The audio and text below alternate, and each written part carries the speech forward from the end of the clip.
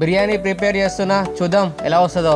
ముందుగా ఫ్రెష్గా కడుక్కున్న చికెన్ తీసుకోవాలి. అందులో కారం, ఉప్పు, కరివేపాకు, పెరుగు, అల్లం పేస్టు ఇవన్నీ వేసుకొని బాగా మిక్స్ చేసుకోవాలి. బాగా కలపాలి. కలిపిన తర్వాత గ్యాస్ ముట్టించి అందులో గిన్నె పెట్టి అందులో ఆయిల్ పోసి కరివేపాకు, పచ్చిమిరపకాయలు, ఉల్లిగడ్డ అవి దూరంగా వేగేంత వరకు వేగనీయాలి.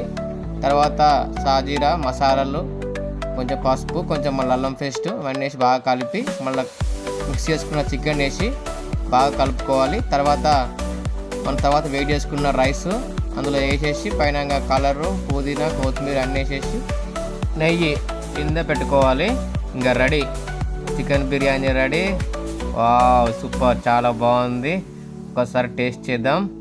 వావ్, సూపర్, చాలా అంటే చాలా బాగుంది, ఎక్సలెంట్. అసలు మీరు కూడా ఇంట్లో తయారు చేసుకోండి.